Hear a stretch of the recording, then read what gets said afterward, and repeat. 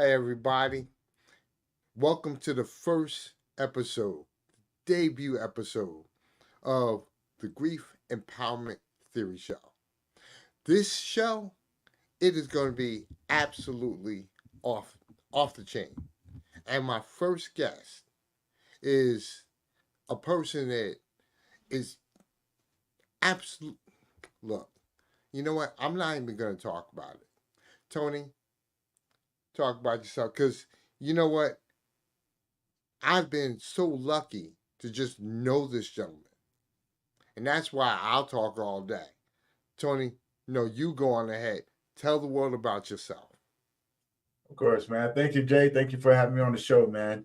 Everybody, I'm Tony Lynch. I am the founder of the Memories of Us nonprofit. I am a men's grief coach. I am a number one Amazon international best-selling author. I am also the founder of the Global Grief Network. And I've hosted conferences. I am also the host of the Grief Let's Talk About It podcast. So many of you that would have seen me up there, you guys already know. And today, my friend Jay, my friend and my brother Jay asked me to be on this show. So hopefully you guys enjoy it. And do me a favor, if you guys haven't already, go check out his YouTube channel and give him a subscribe, man. And, hit the bell notification. So he'll be doing this every week. And you guys don't want to be missing those episodes neither, man. So do that for him. And also check him out on all the social media platforms. Man, be doing some good work out there. See, I appreciate you giving me that shameless plug, Tony, because, like I said, the good thing about it is I'm I'm getting to learn this kind of stuff. But you know what? That's the blessing. That's neither here or there. In the meantime, I want to let's dive deeper into your story. I mean, Tony, you've gone from a person who's really had an interesting past. We'll say it like that. You were involved in, gang activity. You were a, you were in a lot of different situations. You were homeless for some time. You were shot like 23 times. 22 times. 20. My bad. I'm sorry about I'm that. not. That You wasn't good, actually a man? You bullet. good? You still You in the know, ballpark? Yeah, you're definitely still in the ballpark, man. the point I'm making is that, not only are you still here, but you've now figured out a way to shift that negative energy into a fuel. Right. This allowed you to go to some amazing places. Like you said, I mean, you know, you're an author. That Relentless. Your story is incredible. You know, the fact that you're now taking what you've learned or what you've gone through, and you are using that as an opportunity to let others know that they can make changes as well. I mean, elaborate a little bit more on that, man. Talk about your history. Talk about how those things shifted your perspective to give you the opportunity to want to do what you're doing, and Man, what it's made you do it. man. A lot did, man. First and foremost, man, I never thought I'd be doing anything like this, right? I never thought I'd be doing nonprofit work or helping other people, or writing a book. I never thought I never seen any of this stuff. I didn't. For the longest time in my life, and I'll give you the version of it. At the age of 6 years old, I was molested by my neighbor's son. His mom and my mom were best of friends. And at a very early age, I learned a couple things because I did try to tell someone and no one believed me, and so I learned how to keep my mouth shut. So I learned no one was going to come save me. Secondly, I learned that there was people in this world capable of doing really bad things to people. I was introduced into the dark side of the world at a very early age where I should have been innocent, playing with He-Mans and G.I. Joe figures and riding puppy bikes and stuff like that, right? You know what I'm saying? Hanging out with my friends, not being molested by my neighbor's son. So I learned that lesson. And the most valuable one, I learned how to survive. Right. You know, I had a survival instinct at a very early age that by me being quiet, it helped me observe. I learned at an early age is that if I shut up and sit back and watch things, people people are creatures of habit, right? All you have to do is watch what their habits are. That's all you have to do. You don't have to say nothing. All you have to do is watch what their habits are. So then after that, because I had to protect myself. I was like, it's never going to happen again. I promised myself. My sister was 4 years old at the time. And I promised myself, no one's ever going to hurt me ever again. Ever. So I stabbed him. I put a knife in his stomach when he tried it the last time. And I told him, I said, go ahead, scream. Since no one believed me when I told him what you did, scream. Scream. That way, when they come up here and see you holding a knife in your stomach, my pants are down and your pants are down. Oh, yeah, my family's going to kill you. And then they're going to believe me. And then you're going to be in trouble. So I told him that. He didn't say nothing. But I also told him, too, I said, either that or you're just going to have to deal with that because I put a blade on him that big. And I made sure when I looked at him, I said, go ahead, scream. Go ahead, scream. Right? And he never did. And I left and I told him, I said, you'll never touch me again. I said, even if you do, if you even look my way, I'm going to bust you in your head with something. Touch me again. I was like, and don't even think about touching my sister. I was like, because then you playing with a whole different ball game. And that man never touched me again after that. No. It's what you just said was, first off, that is bananas. And it's bananas because, it's sick that it's the people that are closest to you or that can have the type of access. And they take advantage. They almost become a become a vulture in that respect. Because like what you said, nobody they know nobody's gonna believe you. Right. And then you had to do something drastic in order to, you know, get the outside forces to believe you. And but still, no one even believed me then. Like he never screamed, he never said anything. So it became one of those things, you know what I'm saying? Hey, you stay in your lane, I'm gonna stay in mine, you know. But it messed me up, Jay. That was the whole thing. Like, so that's the beginning parts of my life. By the time I was 11 years old, I was already selling drugs. I was dealing with Jamaicans, Haitians, I was dealing with the Italians. At the age of 11 years old, I was being flown out to places to go pick up kilos of coke. Jesus, man. And I didn't even, the crazy part about it is that no one knew. No one knew. I'm still a straight A student in school, right? The whole time my mom thought I was going over to my auntie's house to go stay the night over there with my cousin, and I'm being flown out to Florida. I'm being driven up to New York, bringing back kilos. And I started off by selling little nickels and 20 rocks on the street. And I met this dude. He saw my hustle. He was a Jamaican dude. He was like, hey, man, I thought he was going to try to rob me, right? But I had a little 45. And so every time, I'm peeping him while he's peeping me. I'm thinking to myself, he's going to try to rob me. So as soon as he do, I'm going to pop him, right? I'm going to pop him. But my man was cool. His approach to me was like, hey, man, I see you out here, young man. I see you out here. And he goes, man, how much money you got in your pocket? I looked at him. I was like, why? He's like, man, I ain't trying to rob you. I ain't trying to hear. And he must have knew it too. He was like, man, I ain't trying to rob you. He goes, I'm just asking. He goes, because I'm telling you right now, what you're making is chump change, and you could be making millions. Man, I'm 11 years old, Jay. I'm 11. But you know what? See, they get you at that age because it's the age of not realizing the consequences of the actions of being able to have I knew access to so many things. No, that's the whole problem. Like you got to understand, I was thrust into a world where people where people were capable of doing really bad things. So by the time I was 11 years old, I had already seen somebody get killed. I had seen people get robbed. I had seen people get jumped.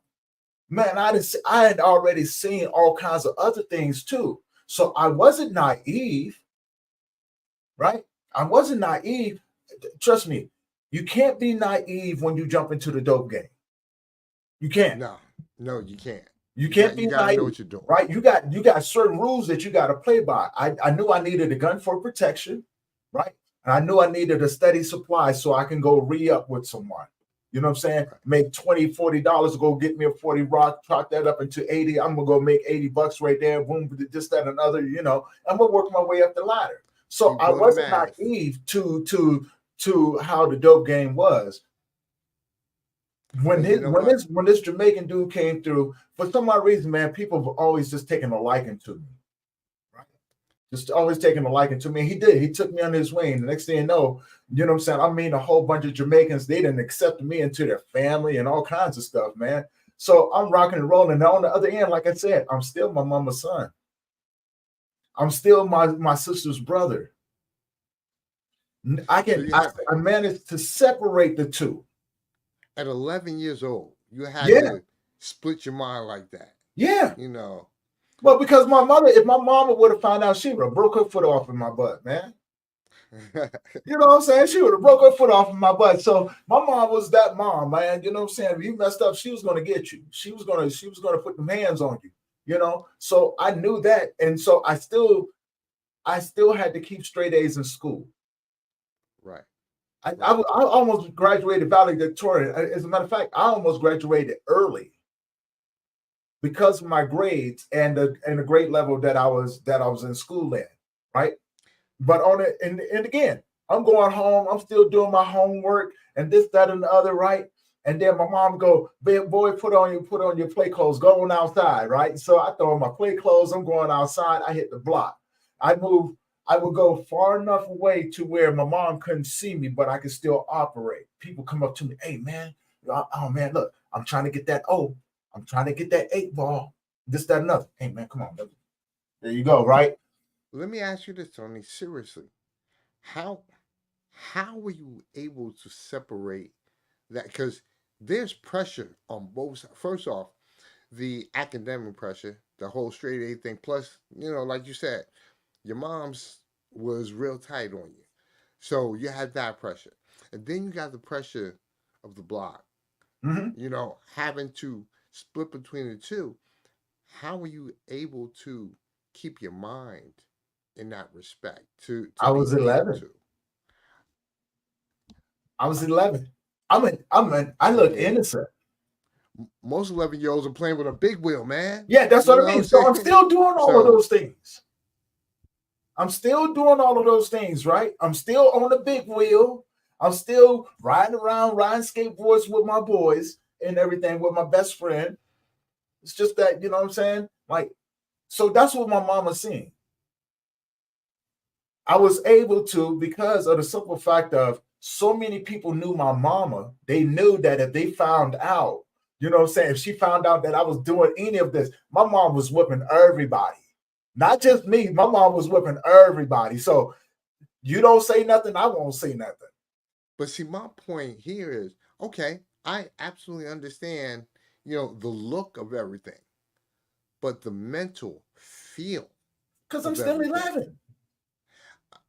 I man, You you know what? think about it That's a. this I way, mean, right? hey, I guess that's a great answer. But Right. Well, look at it my this whole way, thing is right? like, I'm still 11.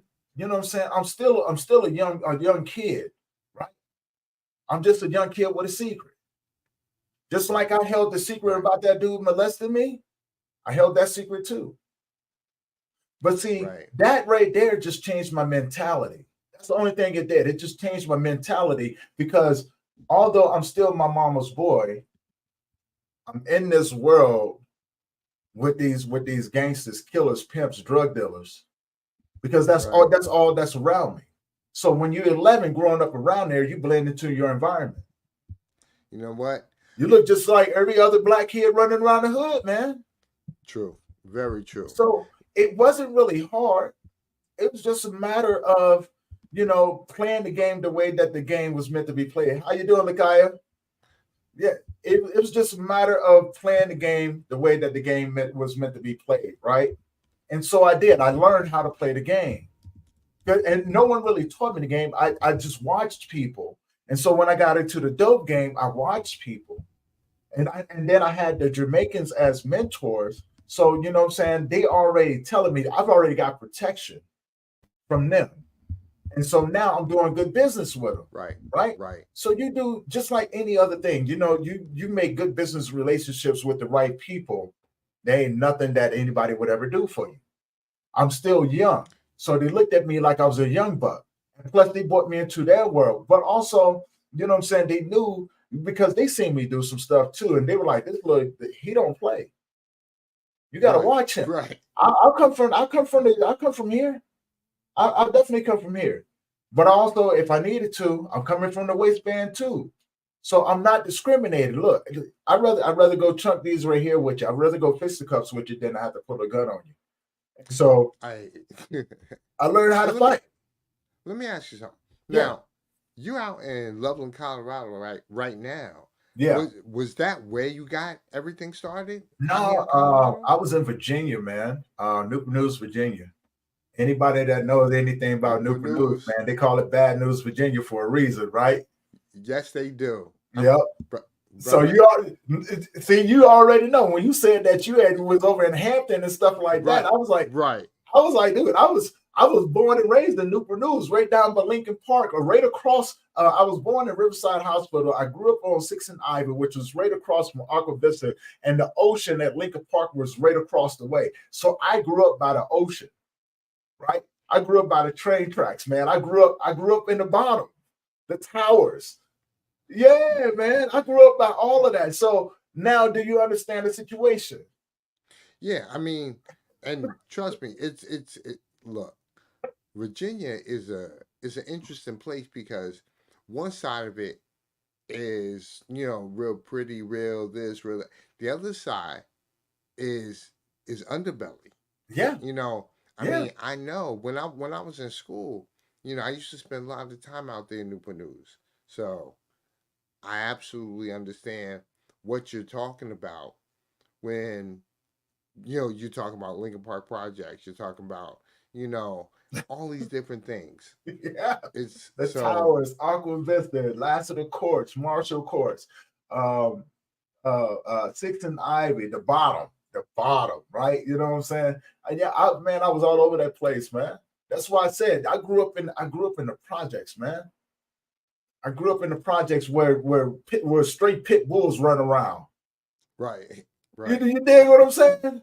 With straight pit bulls, with a laundromat, you go in there to shoot dice, shoot up.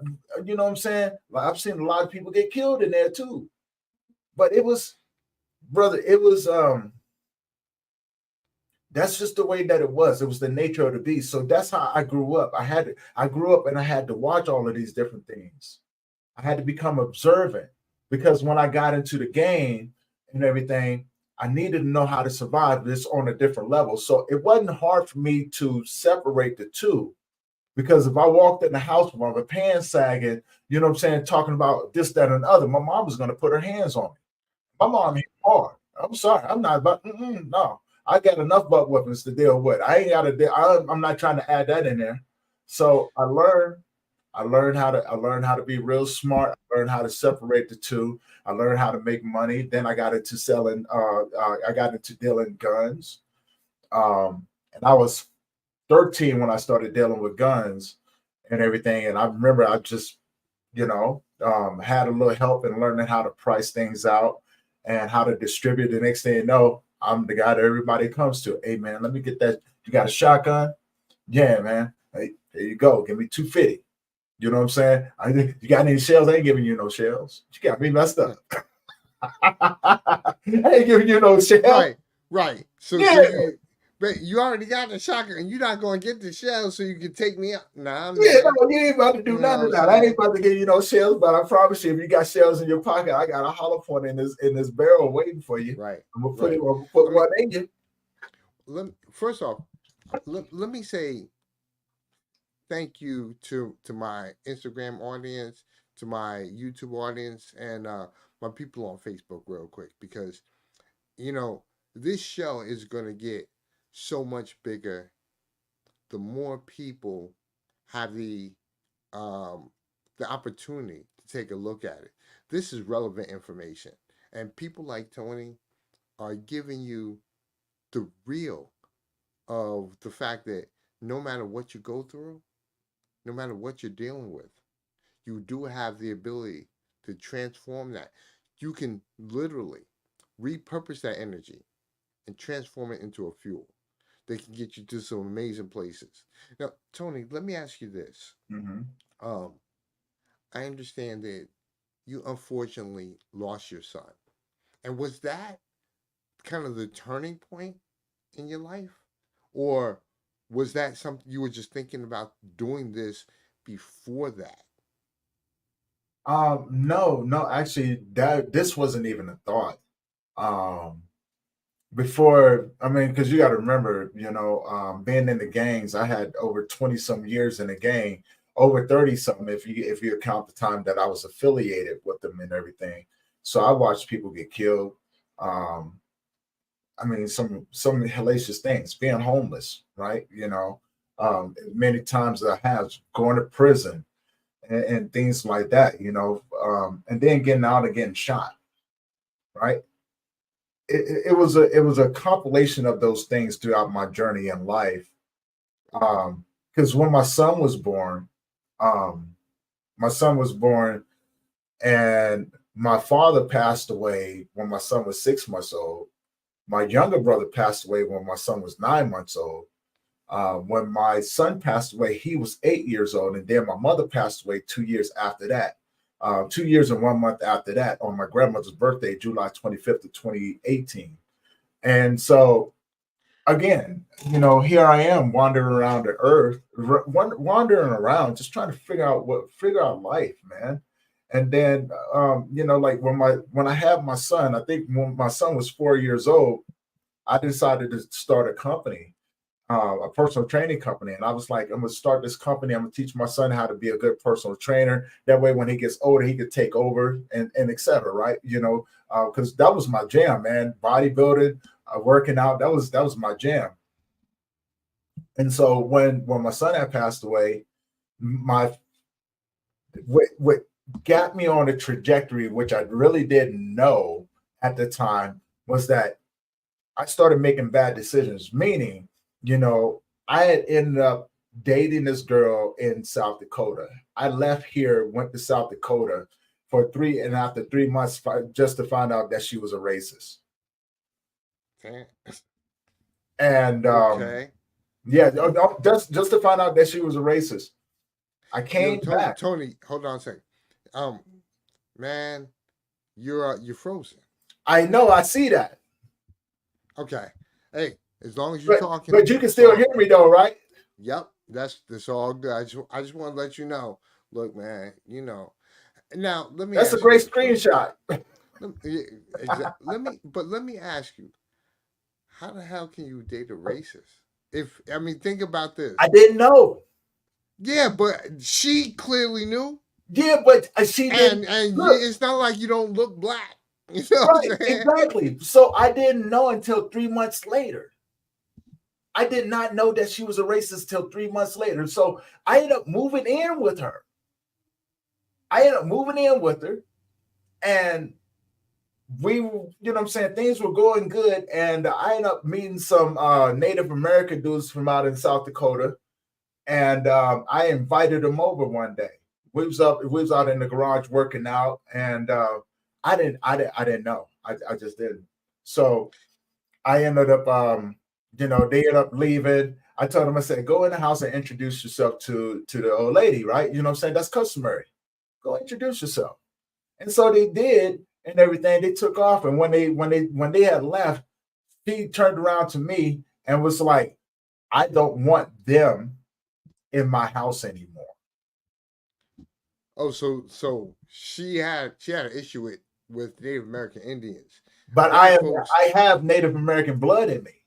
no, I understand that. I understand that, but you clearly didn't look like the Native Americans from the area. So I Right. guess I can see what you're saying about, okay, you didn't know that she had this prejudice streak in her. Yeah, Because I didn't. I really didn't. And so, like after that, we kind of broke up. I ended up having to sell all of my equipment, dismantle my business, move back here to Colorado. And this is where the journey it starts to get interesting because I moved back here to Colorado, and I'm bouncing around from couch to couch for a little bit there. And I mean, it was just so damn crazy, man. It was so crazy. Here I am, trying to figure it out. I'm like, this is not gonna whip me. This is not gonna whip me. It ended up whipping the holy crap out of me. So then after a while, I was just like, you know what? I'm done. I don't want to do it no more. That's exactly what I did. I said,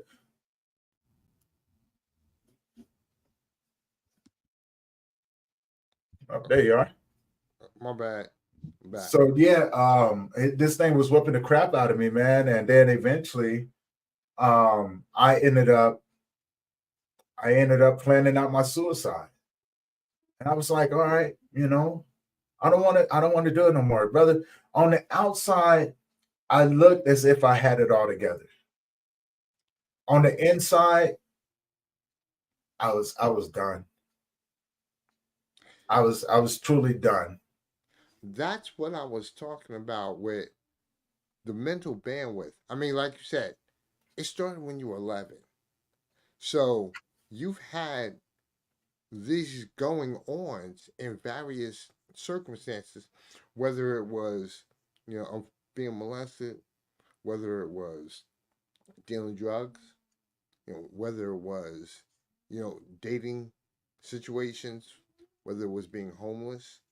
Yeah, I can understand that over time, where you just decided to say, "I'm gonna give up the ghost." What made you not do that?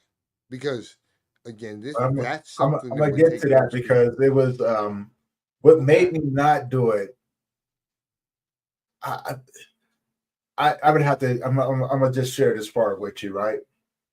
Because as I planned out my suicide, I planned out my suicide for 2.5 months, and like I told you, I'm a very smart individual. I started playing 3D chess with my friends.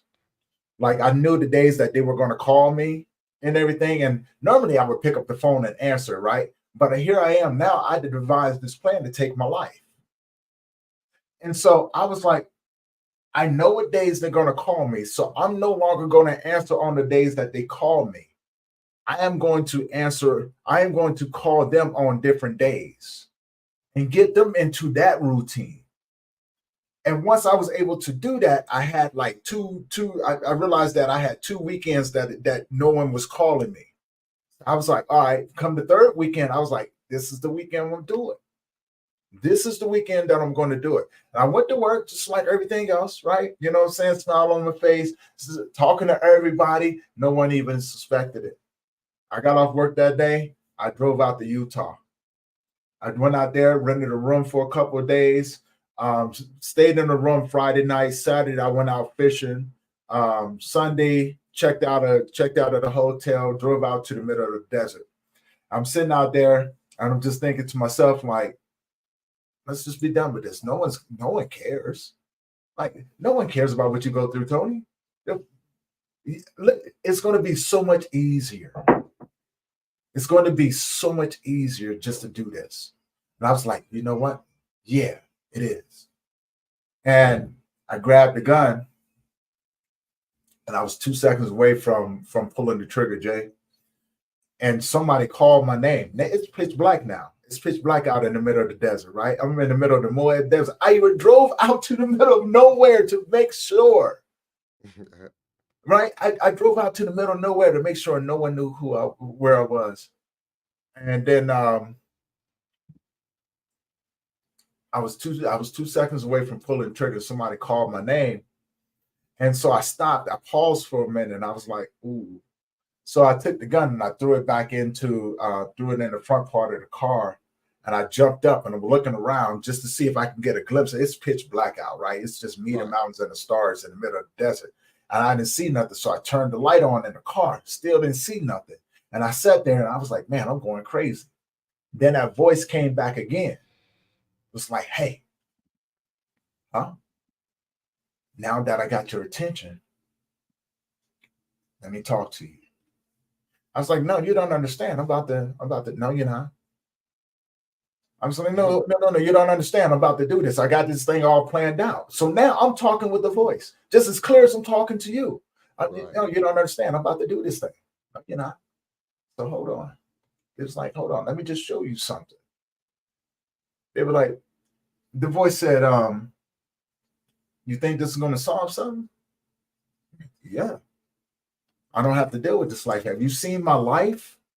Have you not seen the crap that I've gone through in my life? This is going to be the best thing. And no one knows where I'm at. No one's going to care. And the thing went, oh, so you thought your life was about you. I was like, hold on. Before you do that, what about when I was 6 years old and this happened to me? The voice came back and said, had that not happened to you, you would not have been able to help that other young boy that happened to. But you also wouldn't have been able to survive in the world that you was living in. See, it changed you. I said, well, what about this right here? Well, you had to learn how to become a bad person in order to become a good person. Well, what about the time when I was homeless? Well, you was homeless because I needed to move you around. You notice that every time that you was homeless, I was able to position you in different areas. I said, well, what about the times when I lost all my friends? And that voice came back and said, that had nothing to even do with you. That was their contract with me, not yours. Although you had to go through it, it's part of everything that you're going to be doing. I said, well, what about when I got shot? Well, I could have easily taken your life. I've seen there was people that have been shot with less and end up dying, but you're still here. So don't complain. I said, well, what about this way here? What about losing my parents? I'm an orphan in the world. Oh, no, you're not. You still got me. And that's when I realized who was talking to me. I was like, oh, see, your parents was on loan to you. They taught you everything that you needed. It was time for them to come home. Because see, up here, they can do a lot better for you than they could down there. Well, what about my son? Again, he was on loan to you. He was mine before he was yours. I said, oh man. And then it dawned on me. The voice said, now ask me the hard question. And as simple as this question was, it was the hardest thing that I could ever ask. I said, what do I do now? Right. Exactly. And the voice said, look inside yourself. I put something in you. And that's when it started dawn on me. All of this information started downloading on me. Again, I never knew what grief was. I never knew what childhood trauma was. I never knew what any of these things was. But now all of this information is downloading on me. Now I'm becoming curious about this one thing. I'm like, oh, what is this? It's like, yeah. Keep bringing it in. Keep bringing it in. I got you. Keep bringing it in. I'm just like, whoa. It was like a supercomputer. You dig what I'm saying? It's like a supercomputer. I was like, whoa, where does this stuff come from? So now I'm at a point now to where I'm like, man, I'm about to drive back to Colorado, right? So I took the gun and I took it and I threw it in the desert. And I got in the car and I drove off. I'm driving back to Colorado.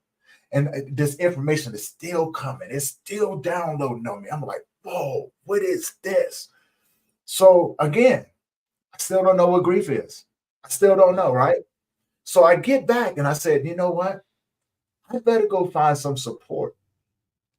Because I know that if I try to do this again, I'm going to be successful. Right. So now the path, this is where the path begins to open up on me. And I didn't really understand it. So I found these grief support groups um, that was for men, women, and children. I said, I'm gonna go there because I couldn't find nothing for men, right? So I was like, I'm gonna go there, right? So I would go. The first group I go to, it's nothing but women. I'm looking around, didn't even dawn on me. I said, well, this ain't for me. I'm gonna go to another one. Maybe there's some men in there, right? Because for one, now I want to surround myself with some other men who have gone through something similar, Right. so Right. I can learn. That's I just wanted to learn how did they do it, right? And so I went to another one and I noticed the same thing. There was no women. I mean, there was no men. And I said, huh, light bulb went off. I asked one of the ladies, I said, hey, where's all the men at? She goes, oh, they used to come, but they stopped coming. Bing, there's the light bulb again. Yeah. Men don't talk around women. Right. And then I started thinking about the competitive nature of men when we're in a room full of women. We're always vying to be a suitable mate for someone, or even if we The have a top mate, right? dog. Right. You know Right. what I'm saying? I got to compete with him to show her that I'm suitable. It's instinctively. So now I'm starting to get it. So you So suppress. So you can see that a lot of guys are doing well. The ones since they weren't there, the whole thing was when they used to come. It was all about the them women, showing out how to be, you know, the the person that all the women want, but right? not really But looking to address their particular needs. well, there's a reason for that, right? There's a reason for that. When you put men and women in an environment like that, especially with vulnerability, what is the nature of men? To shut up Right. and try Right. to help and to try to support the women, regardless of if you're mine or not. It's my job to fix. So I'm not going to burden you with mine because life has already taught me that you don't care. That life don't. No one cares about what I'm going through. So, but I need to protect you. I need to provide. I need to support you as you're going through it, no matter who you are. If you're in a male in that sort of situation, we're gonna push ours aside and we're gonna make sure that you're okay. So so we'll totally neglect what we're going through. So I put that together. I started thinking about that. I was like, whoa, that makes perfect sense. So now the next stage was I went, I want to, this is where I started getting to this work. And I did it with the intention of not not becoming not having a big nonprofit or something like that, but I wanted to provide a space for men like myself to come and connect and be able to be around each other because I still needed to learn. So I threw around the idea for the next 9 months. I even argued with God on that one. I was like, he was like, "You're gonna do it." I was like, "No, I'm not." I'm going back and forth like, "No, I'm not. No, I'm not. I'm not gonna do it, man. You got to be crazy. I'm not about to do this because I don't know what I'm doing. You figure it out. No, I don't want to. I don't want to play this game no more. You figure it out. You find somebody else, and I go to their group or whatever, right? And so now it's not letting me go. So now I'm like, all right, I'm gonna start this nonprofit, but if I fail, you gotta let it go. You gotta leave me alone, right? Let me go find myself a hole in the mountain. Let me go find myself a cave, and I promise you, I won't come back. I'll But disappear. that's how the craziness is. Tony, talk talk about how long, what it took for you to actually bring But that's what I'm getting your. to. Yeah, I know that. That's what I'm saying. I'm like, because I'm feeling you. Please, my bad, man. I didn't mean to cut you off. Go You right in. good? You good? I'm getting to that part because everything kind of lined itself up, right? And so, I'm on one end, I want to run and go high. On the other side, I want to do this thing. And so that was their agreement that I made. If I fail at this, let me go and let me find a cave so I can live out the rest of my days. I promise I won't bother nobody. I won't even, you'll never even know that I'm here. I'll live out the rest of my days, I won't try to take my life no more, but let me live out the rest of my days by myself. And that voice laughed at me. And so I started calling around. I trying to figure out how to start a nonprofit. And I was told something. The guy said, "You're going to have to start a nonprofit without actually having a nonprofit." I say, "So you want me to build a business without me having a business?" Yeah. I said, "Well, how the hell am I supposed to do something like that?" But I did. So now the next 6 months, I'm pondering, I'm thinking to myself, and then I told my buddy, because it just wouldn't let me go. It wouldn't let me go. So I said, "Man, I'm about to start this nonprofit." So we're bouncing around names, and I came up with Memories of Us. He goes, "Why Memories of Us?" I said, "Because men don't carry around pictures of their loved ones. We keep it in our memories because that way we can protect it. If you don't know that it's there, you can't take it and use it against me to hurt me, right?" That's the biggest fear of most men. So Memories of Us, that's how Memories of Us was born.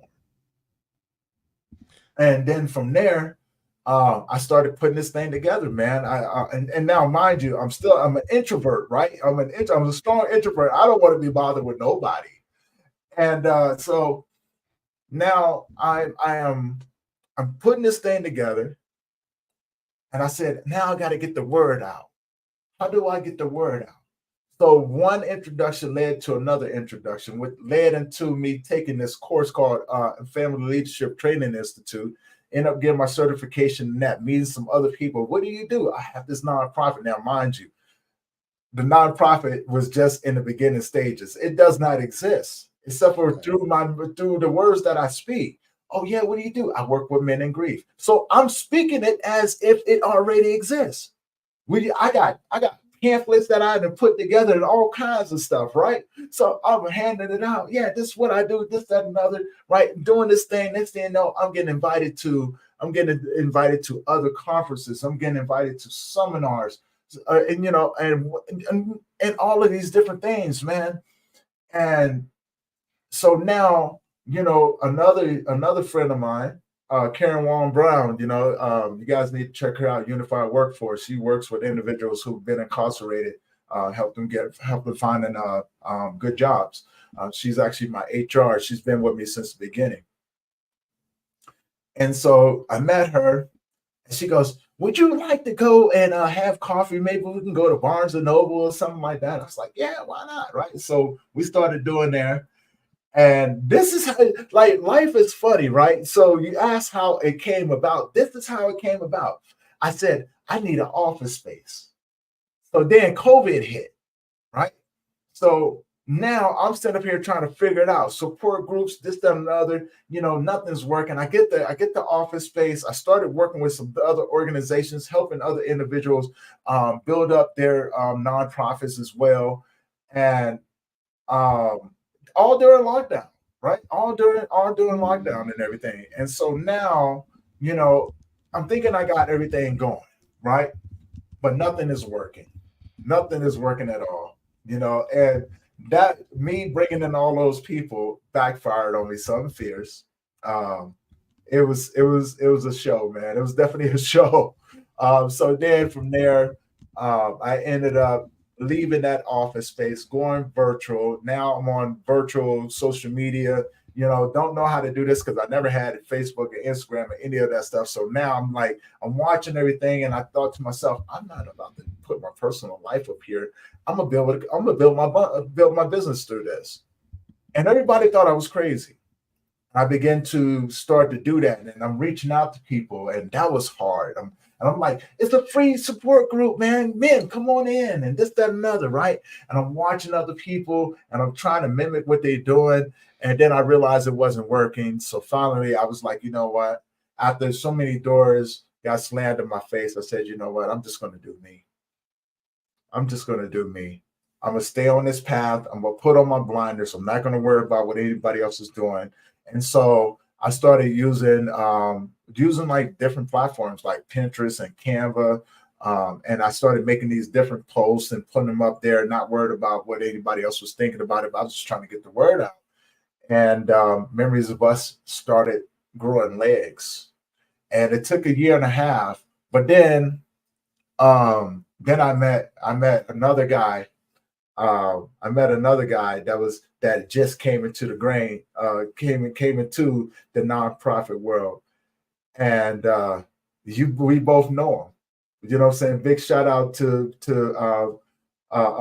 Mike MC, man, the founder of the Grief Tribe, man. He's out there doing phenomenal things. He reached out to me one day, and we just clicked. And he he was just like, man, if you can help me, I said, man, yeah, let's do it. I didn't know what I was. I didn't know that I had something. I really didn't, but I was like, somebody got to do it. You know what I'm saying? It's not working for me. Maybe it worked for him. And so I did, man. And everything just started working itself out. And then next thing you know, I meet I meet someone else, and I did the first ever global grief conference. And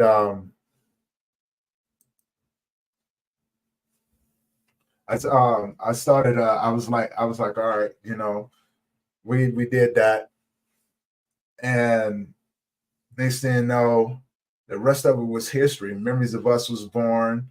I started podcasting, um, and everything else just kind of fell into place, man. So it was like my pain turned into my blessing, and my It, blessing became my teacher. My grief became my teacher, and I became the man that you see today and do the work that I do. And I met you along the way, right? So everything just kind of really worked itself out.